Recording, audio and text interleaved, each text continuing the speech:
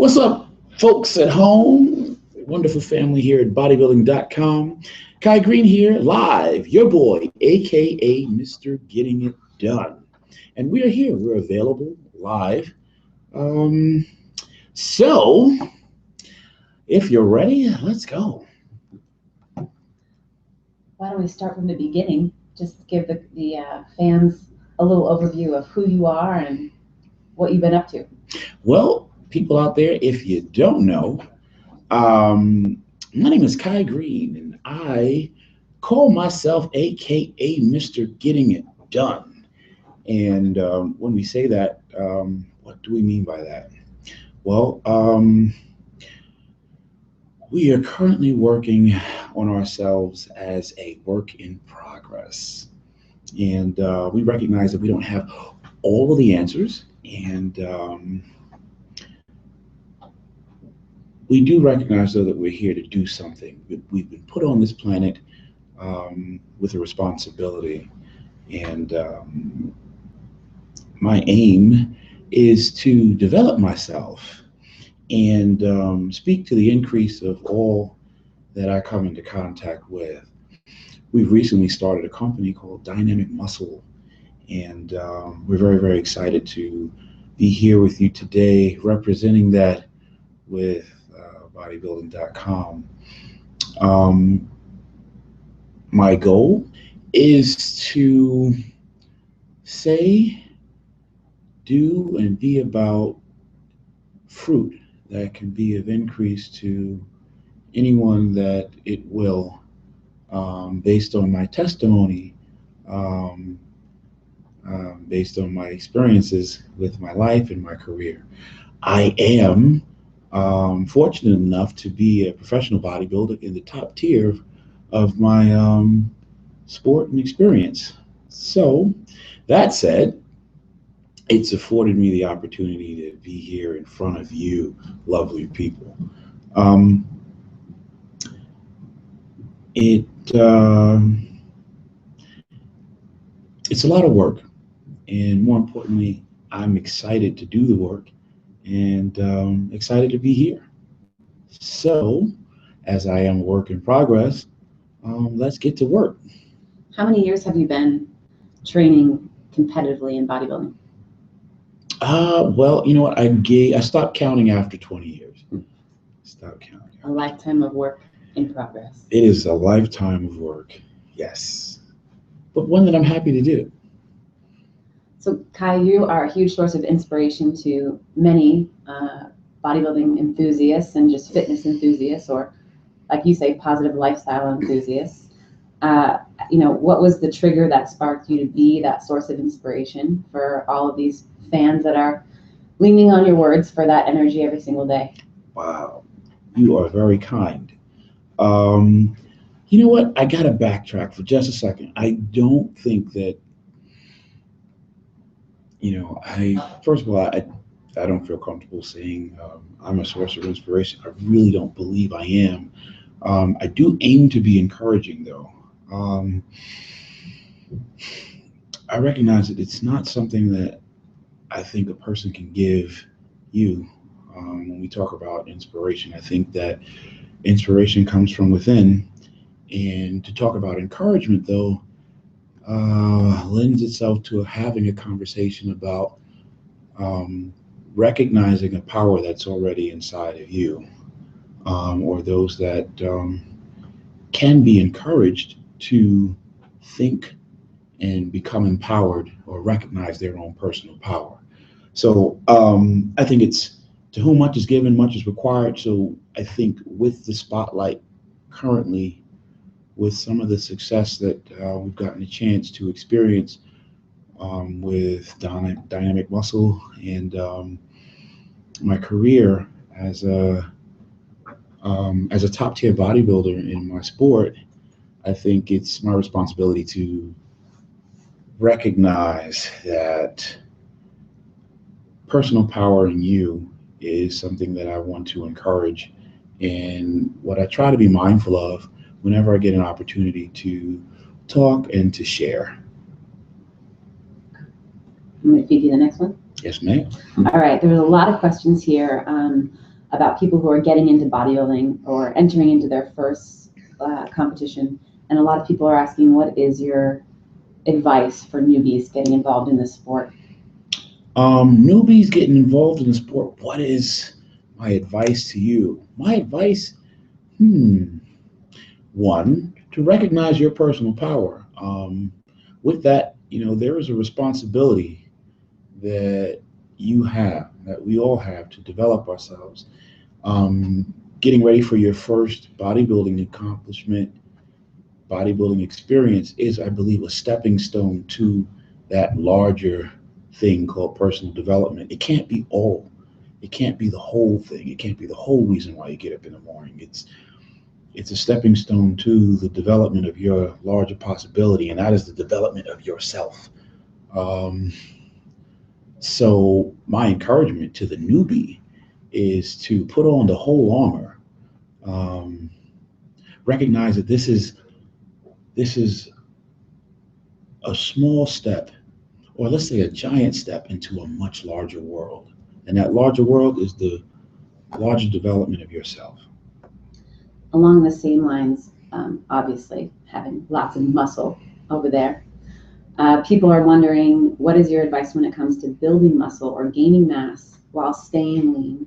What's your mindset when it comes to just getting bigger and putting on size? Well, you know what? There was a time when I used to think about just being a bigger guy. I wanted to be big. And I thought that's what it was about. I thought that's what this experience was all about. And I've recently learned that no, that can't be all. You do want to put on lean body mass. You do want to make your muscles bigger. But more importantly, the muscles that count are the muscles of character. As you develop those muscles, you'll be able to not only, get a bigger chest and bigger arms, but you'll more importantly be able to be a lot more in command of your life. So my advice to someone that's trying to get bigger muscles, yeah, don't be afraid to do the work. And there's a lot of work that is your job to do and figure out. Coaches, trainers, supplements, gyms, all these things are tools to help you. And they can only be as useful to you as you are willing to allow it to be. So how do you make a good use of a good tool? By not being afraid to do the work. Being masterful in taking your personal inventory. Assess who you are. What are your goals? You need to have goals. You need to be clearly working towards the realization of those goals. Yeah. Putting on muscle, that's just the beginning. And you can do it by doing the work. Don't be afraid to do the work. And there's a lot of work to do. Before you're about to go get the work done in the gym every single day, what does your pre-gym process look like? Getting the work done is not just in the gym. It's before you get to the gym. It's what you're doing outside of the gym, when you're walking down the street, driving in your car, what you do after you get out of the gym, and what you do in the gym. But more importantly, this is a demonstration of mind. The better I am at accepting that, understanding that, and using that, the more of a help I am to myself with getting the necessary work done, both in the gym and out. Awesome. We have a lot of people who are asking questions about body part training, specifically back. Any thoughts on, I think today you actually filmed a back workout, right? Yes, we did. So Stay tuned, check it out. Maybe that's fresh on the top of your mind. When you're training back, what's going through your mind? What tips do you have? Favorite exercises? Well, think about your back. Everything you do is an expression of how you think. Don't be afraid to.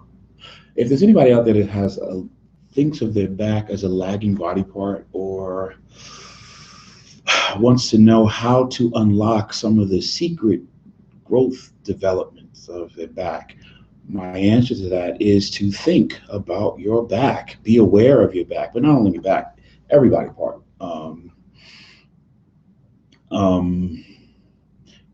I think the secret to unlocking the key to back development is being aware, being allowed to think about your back. Don't just throw your arms around with the expectation of moving weight or just pull yourself to the bar. You want to be conscious of your back and what it does. What are the muscles that you're trying to train in your back when you're training? Bringing your mind, making sure that you're as clear in your mind of what your goals are um, when training your back as you can be. I think that's the way to start, becoming able to train your back more efficiently. Okay, we have a personal question Mhm. around you had a shift in coaches a few years back, and now that since you've been with George Farah, what's changed maybe in your training program or your nutrition program? What has changed? Well, let's see. A lot from the beginning. What is changing about? I think you're continuing to grow and evolve, trying to adapt and develop. New information allows you to make more masterful use of your instrument. Not just my body, but also, the use of supplements and nutrition. Um, um, what has changed? A lot of things have changed. Um, a lot of things have changed, and they're continuing to change as I continue to evolve and progressively work towards seeing my goals realized. There was a time. How do I explain it? There was a time when I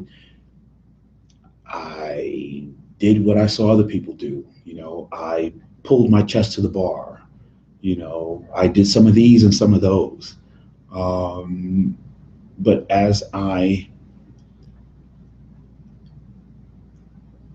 wanted to improve, and as I understand that the road to improvement would mean to be more clear, become more clear and more aware of my instrument, and my goals ended up having to change. Instead of just pulling my chest to the bar, I started thinking about abducting and adducting my scapula. What is my scapula? Well, with every piece of new information, you are forced to adapt. And with learning more, you do more. You make more efficient use of your instruments. So, to answer the question, there's just a lot of new things that have to evolve in the space of just becoming a better athlete. And as the stakes have gotten higher, in order for me to be able to compete at this level, there's a lot of things that change, um, and hopefully for the better. What do you think? There are a lot of questions coming in around your new line, Dynamic Muscle. People are asking why you started the line, and maybe what do you think the best features of the line are, or the best products are on the line? Well, the line is new and definitely evolving. We are great with our start. Um, we're constantly trying to improve from where we've started. I think we've gotten off to a really great start.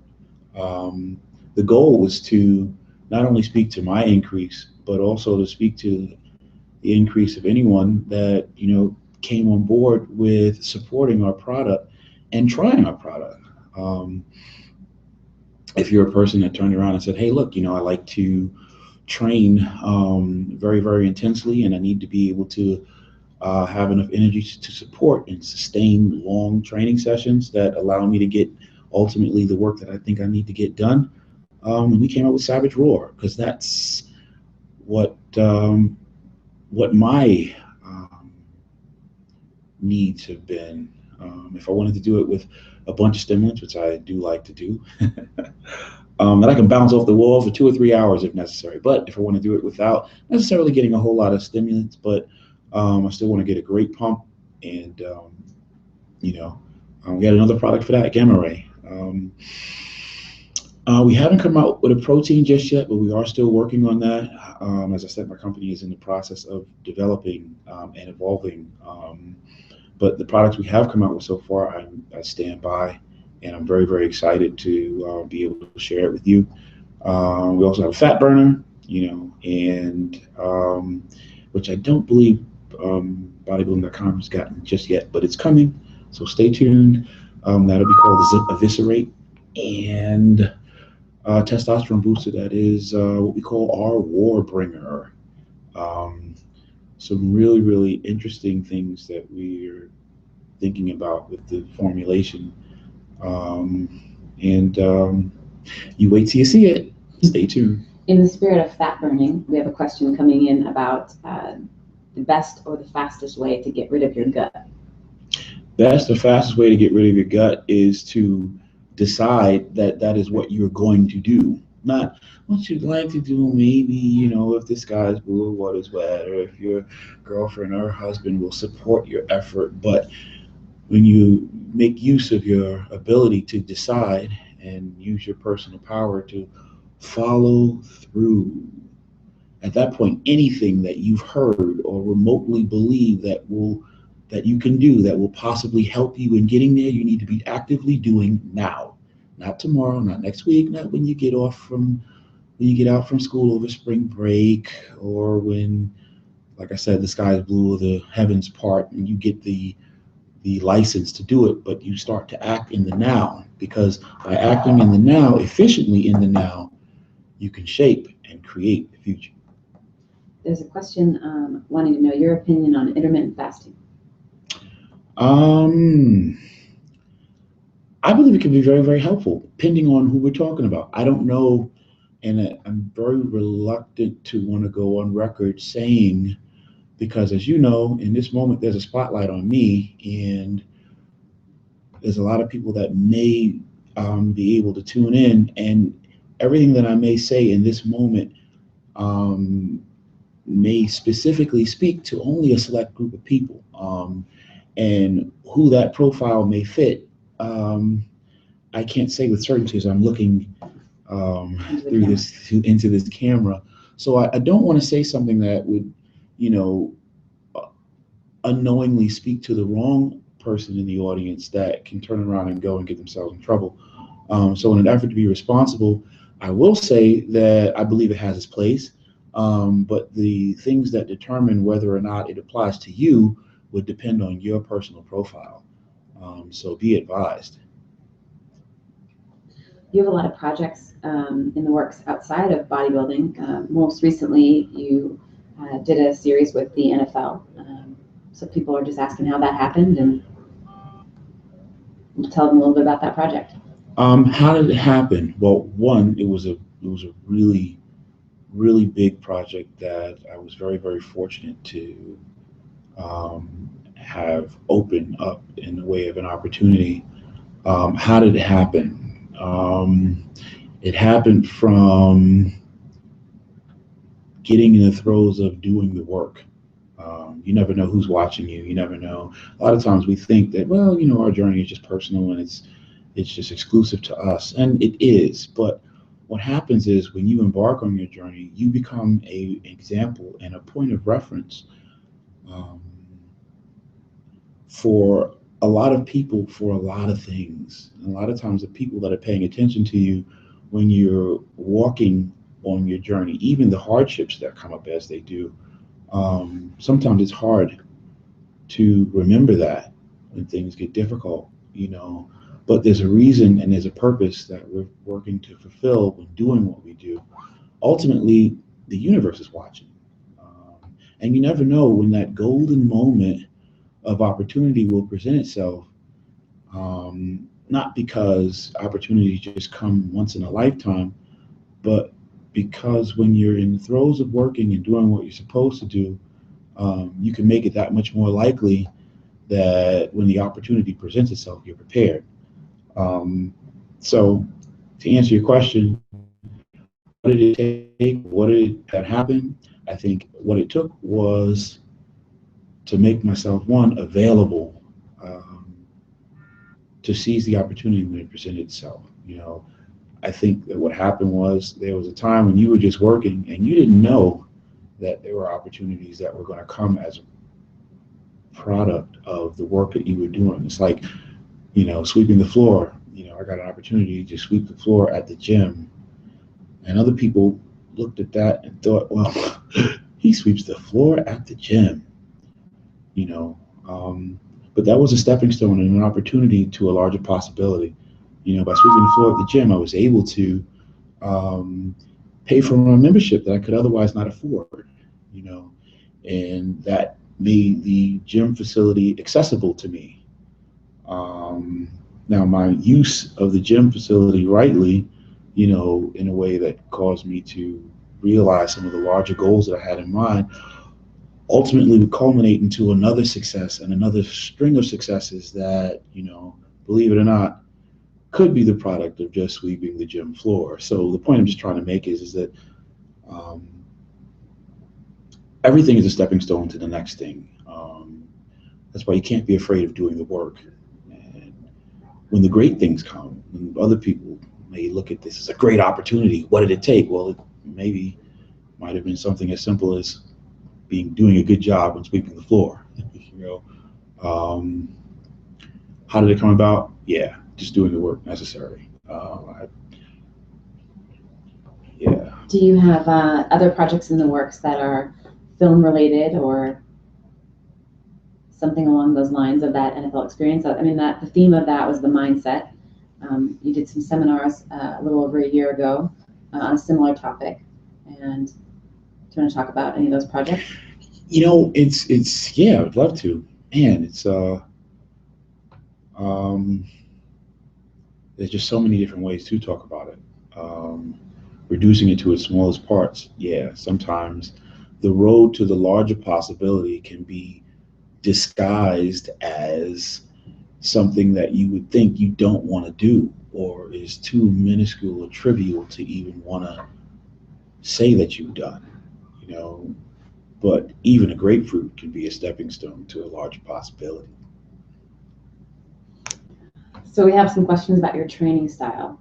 Whether you're someone who goes for a lot of volume when you're in the gym or you're hitting heavier weights for lower rep sessions. What's your approach when it comes to training? And does that vary by body part or by day? I believe that now I've been training for a little more than 20 years now. The best way I can answer that question is there is a season for everything. Um, there is a time when it is most appropriate, I think, in my training, past, present, um, and future, when I needed to be just volume. There's another time when it's more appropriate to adopt some other more complex ideas in my approach to training. It may be heavy duty. It may, fall under a category of another very uh, widely talked about or not so widely talked about idea. I think ultimately your goals really start to shape um, what tools you use and how to use them. How it's appropriate or how it's not um, is determined by what your goals are. And your goals can change, I believe, depending on the season. So, to answer your question, I think everything is a tool. You can't be afraid to, one, become aware of the tools, and two, figuring out when it's more appropriate to apply one or the other. But to answer the question, in the last 20 years of my training experience, there I found that there's been a time to apply a lot more than just one standard way of thinking. What does 2016 have in store for you for the competitive season? 2016, I said it before, I'm going to say it again. 2016 is our year. So anybody that has stepped up and identified the Dynamic Muscle campaign as something that they want to be a part of, anyone that is looked around and said, what, there's something about the ideas that the Kai Greene camp is talking about or bringing to the conversation is something that I celebrate and want to be a part of, then 2016 is going to be our year. The competitive season will bring a lot of fruit. We're in the process of discussing now, um, some really, really big and promising ideas. And it's still a little too early to say exactly what those things will be, but I encourage you to stay tuned. Let's talk a little bit about nutrition and eating habits. You seem to be constantly feeding yourself. What is your approach when it comes to nutrition?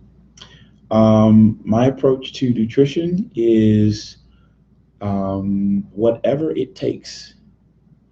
Whatever it takes.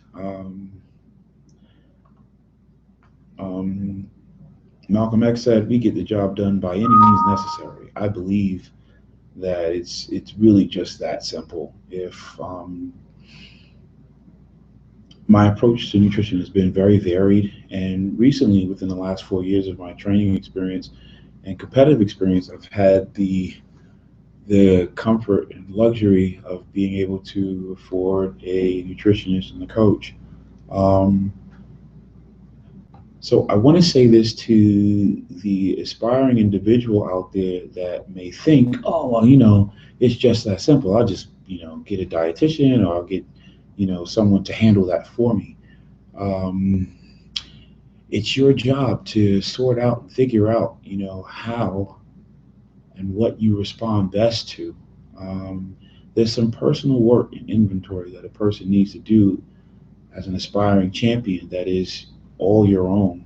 Um, in saying this, I'll say that my approach to nutrition has just been and is, whatever it is that I'm supposed to do. So if I'm doing high carbs based on the desired end result that I'm looking for, then based on that end result, I'll be doing high carbs.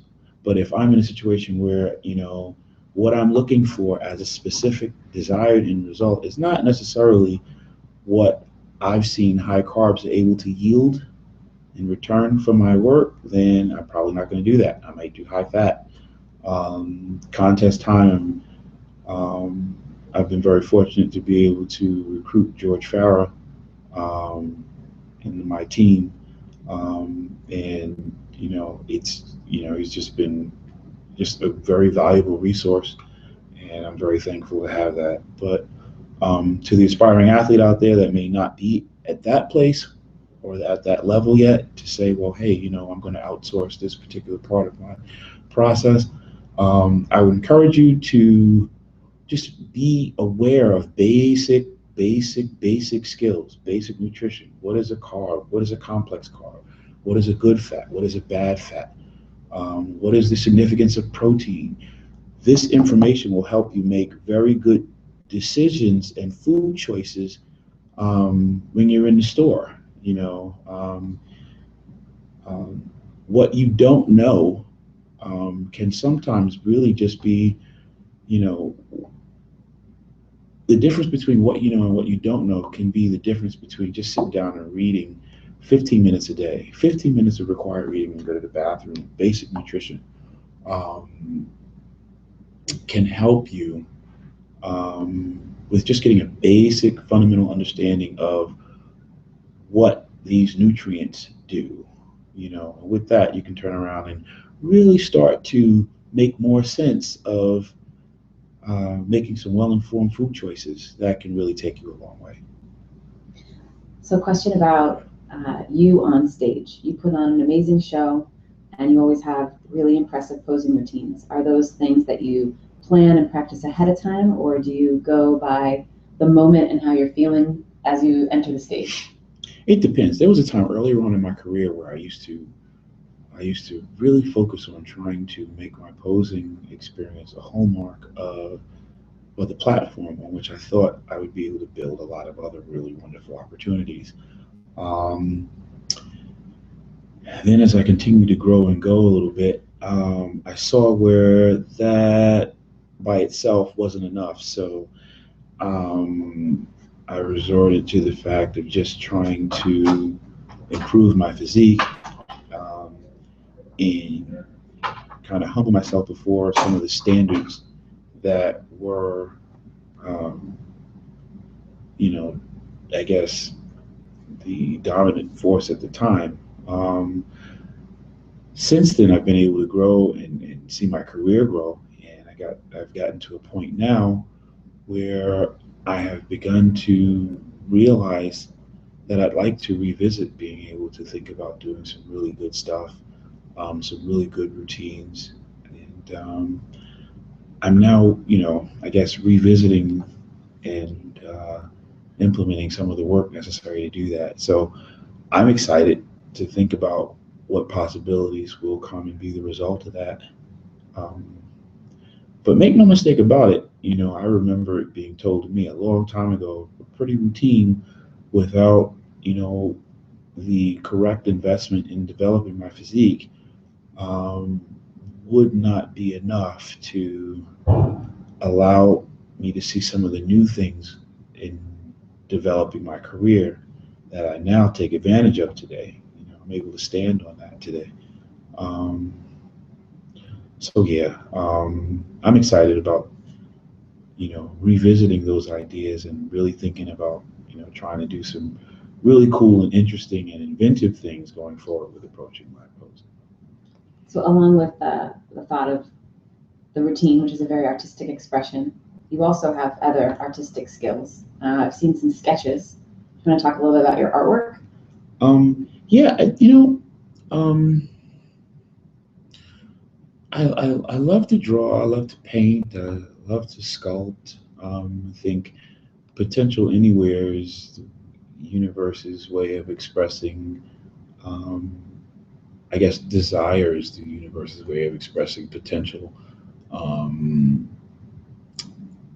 you know, whether or not somebody would have told me that I can do it really, really well many years ago, or not, even in the present, I think what we do as a bodybuilder, what we do with our approach to a lot of things is the expression of mind, and more importantly, the artistic mind. I think more people have something in common with the presence of that artistic mind than they may give themselves credit for. And, you know, I'm very thankful for my life experience to this point that has allowed me to take comfort in finding that expression in some of those ways. Switching directions, what is your thought on overtraining? Um, wow. I think overtraining is very, very important and necessary in order to gain command of your faculty, gain awareness of your instrument, and just necessary at some point to even sometimes just beat things into submission. I'm very, very leery of, I think a lot of times people use overtraining or the idea of overtraining and where it doesn't apply, you know, and what ends up becoming the result of that is a lot of weak thinking people that really don't end up giving themselves the chance to recognize the hidden strengths and larger possibilities in developing those strengths, for fear of the confusion that comes along with this unnecessary idea of overtraining. You know, um, a lot of times without very sophisticated biofeedback equipment, a person's not really able to identify who the hell they are, what their um, profile is. And since most of us spend a lifetime without ever being exposed to the opportunity of sitting down and humbling ourselves before a litany of tests and things, the truth is we really don't know what overtraining is. I think in order to gain really good mind body awareness, you just really have to beat it up. You have to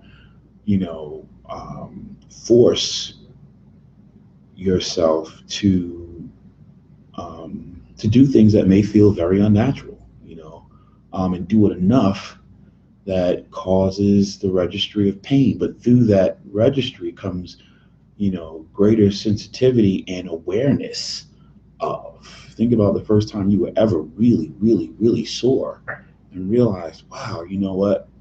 My ability for my mind to connect more sharply with those muscles that were sore has been enhanced because of the soreness, and that soreness was because of the work and the overwork and the exposure to a stress load that your body really just did not find to be very natural. I think sometimes the idea of overtraining can make it so that a person who would otherwise be just a few feet away from striking gold um, end up never tapping their larger potential by this fear of overtraining. I don't want to encourage anyone to think about overtraining before we think about, have I done enough work? How much work is required? You know what? I don't know. Let me just do it until I've done enough that I start to see in the mirror what I've been looking for. And if I look up and I don't see those results yet, then I ain't done enough work yet. So let's get to doing the work. I love that. Someone asked that they've been training for a few years and they feel like they hit a wall physically, which then caused them to hit a wall emotionally. And they feel like they're having trouble getting out of that rut. Yeah. Feelings are really interesting because feelings can betray you. You can't base a lot on feelings, but feelings have a place because they at least let us know where our thoughts are. Um, Hence, if I walk into a situation and I feel very negative, or I'm feeling very negative about something, chances are my thoughts, consciously or otherwise, are in a very negative place related to that. Um, so I think our feelings are important because they let us know what's going on the inside. Um, the emotional stuff, those things will come and they will go. Little changes in our hormone system can turn around and yield big changes in how we feel. I remember being a young man and being very angry, and having a lot of problems with finding my way to seem well adjusted. Um, so when things wouldn't go my way, I'd lash out, and it took a long time to put my anger under suppression, and recognize that I'm responsible for being in control of myself. You know, the truth is that troubled young man that I was had to learn not to, surrender myself to how I felt because my feelings would betray me all the time. My feelings don't really need a whole lot, to go in a direction that is not going to be a benefit to me. Um, so what I had to do was learn how to be more mindful and conscious of my thinking. Um, Thinking is important because I believe that through right thinking, the exercise of right thinking, I can learn how to develop a more masterful control of what I do and how I express my feelings. So if I'm a person that, man, I just feel depressed a lot, man, I'm just, you know what, I feel depressed. So I'm things that I would otherwise do, I'm just not going to do because I just don't feel like it.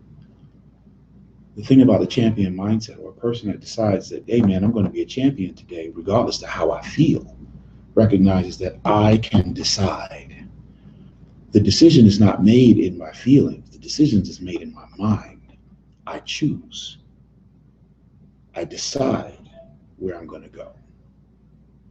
And that will be the difference between going to prison or being a success. My success or failure is my own. And the ability to wield that power is my self-discipline, my control. So I'm saying this to say to you that if you find yourself depressed and, hey, my training didn't go the way I wanted it to go, so now I'm depressed about it. Well, I encourage you to make another choice. Recognize that it's your right and responsibility to do that, and you can. Someone asked if you know any vegetarian bodybuilders and how do you feel about being a bodybuilder and a vegetarian? I'm not a vegetarian. I have no thought about trying to decide how to do that. It's not something that I've been interested in.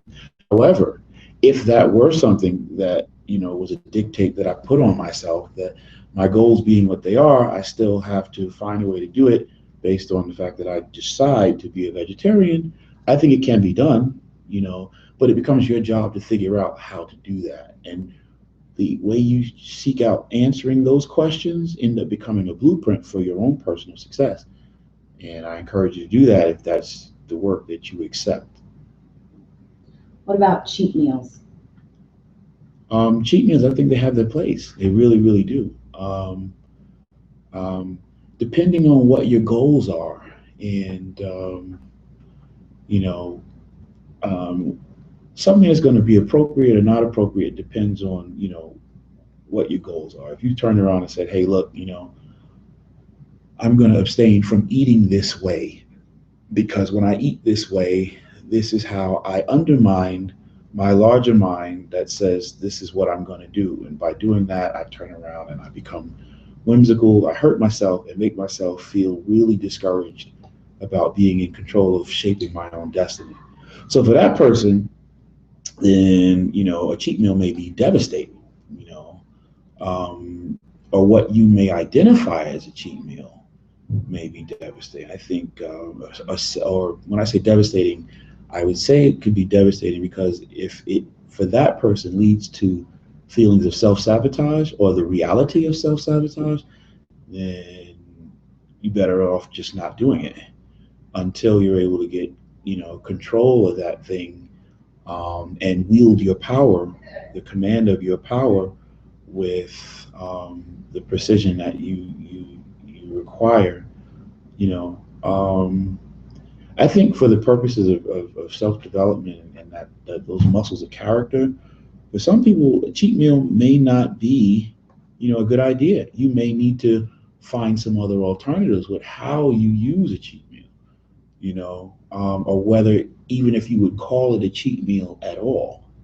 Um, um, yeah, I just want to take a minute and acknowledge that because I know that this is a large audience, and you know who I'm speaking to. Um, I just want to be able to be responsible with that. So the truth is, there's work that you have to do. You have to do it. Nobody else can do it for you. You can pay somebody to write out a diet for you. You can pay somebody to write out a training program for you. You can pay somebody to buy their supplements. But the truth is, it still does not take away your responsibility to do the work that is yours to do. Um, and if you accept it and work rightly, think rightly, then you will make all those other things that much more capable of helping you reach your success. Does that make sense? I think I think the achievement of a desired end result is the product of right thinking and actions that lead you toward that quality end result. Um, when you fall short of it, it's because of thinking and actions that were the opposite of that. But success or failure, I think, is in your hand to make. You can decide to succeed or you can decide to fail.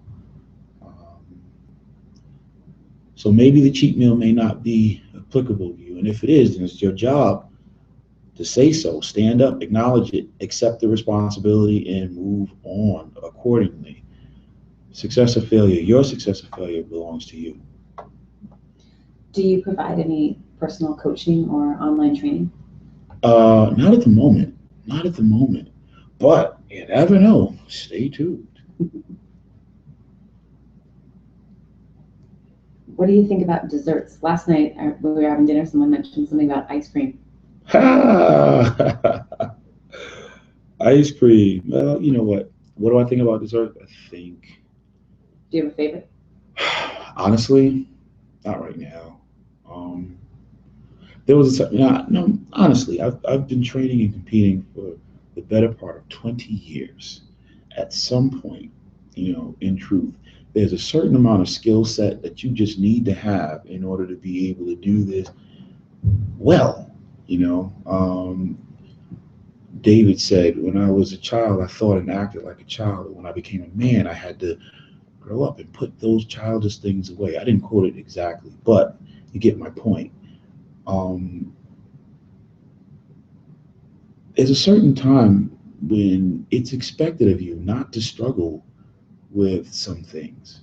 Some things, in truth, at some point when you've been exposed to a certain level of experience, a certain amount of wisdom should be the fruit, that you're wielding. You know, um, it's like the mother going over the timetables or ABCs with her young son. If we've gone over this once, we've gone over this twice, we've gone over it 100 times. Believe it or not, there does come a time when it will be expected of the child that is supposed to be paying attention to get it. Now we can keep going over this, but it's something else when the child now becomes a man and still struggling with the same fundamental skills. That doesn't make any sense. At some point, unless there's something very wrong, it's expected of you to be able to do the work necessary to advance. We frown at the kid that's been left back 2 times, 3 times, 4 times in the same grade. They make fun of that person for that. Now, unless there's some real serious reasons for that, all things considered, there's an expectation that we have to have of ourselves that when we do something, that we should get it. At this point, for me, I'm not supposed to be sitting here talking about cravings, and I can't execute the things of my craft with efficiency because I'm still struggling with some of these things that should be fundamental and second nature at this point. You know, the modeling agency that has hired a supermodel, a professional to show up and demonstrate her skills, did not expect for her to show up, without being able to wield her skills with command. When you hire a plumber to come to your house, you don't expect for some guy to show up asking you, oh, where's your toolkit? You know, you expect a professional plumber to come with his own tools and to be able to wield, whatever tool he pulls out of that toolbox or whatever tool that job requires with a certain amount of mastery because he's a professional plumber. Um, so yeah, as far as cravings for desserts and things, I think that's one of those things I'm just by right not supposed to be struggling with. You know? There's a question about camps. Maybe you hosted a camp a year or so ago. Will you be hosting more, and what happens at those camps? Oh yeah, we got a chance to do a number of training camps um, this year. Um, a lot of that stuff I'm just very proud of. I think that I'm very thankful for having the opportunity to have done them, and I'm looking forward to doing more of them in the future. I thought it was a really good experience, at least for me, and for those that got a chance to experience it and share. I hope it was for you too. Are there other athletes, maybe that are your peers or athletes in other sports that give you a source of inspiration, and maybe why? Absolutely, tons of them. Too many to mention. Too many to mention. I will say this: as a young man coming up, one of the things that I think is important to say is that when I decided that I wanted to be a professional bodybuilder, I realized that I immediately became a fan of everyone that was already with the tools to their credit to be doing successfully what I wanted to do. Um, Whether somebody had something good about them to say or bad, the fact of the matter is they were doing something that I longed to do and wanted to do, and being able to wield successfully the skills that it took in order to climb to that level meant that ultimately for me there was something to respect and appreciate in the package that they offered. So it was worth it to at least look once, twice, 3 times, study it, pay attention to it. I cut tons and tons and tons of photos out of the magazines, just, paying homage and respect to just a number of athletes, male, female, um, I watched body shaping religiously as a prepubescent teenager. Carla Dunlap was one of the ideas that my prepubescent body, my mind was able to embrace as an effort to go from where my prepubescent body was to the likes of a Lou Ferrigno or Roy Callender or Franco Colombo. Well, in the middle, this jump was too big, so I had to have a bridge, and that bridge became the Laura Beaudrys and the Kay Baxters and the Linda Murrays and the Anya Langers, and I would say Bev Francis, but that was a whole nother level of inspiration based on a whole other set of circumstances that. But in short, what I'm just trying to say is that inspiration came from everywhere. They say when the student is ready, the teacher will appear. So if you're a person that's looking, hey, so who is that? Man, everybody becomes an example that is an example of what it looks like when they were doing it. Well, we have just a few minutes left, so I just wanted to give you an opportunity to close us out and share any last words or thoughts that you have with everyone who's watching. Well, you know what? It's been my pleasure, privilege, and honor to be able to have this opportunity.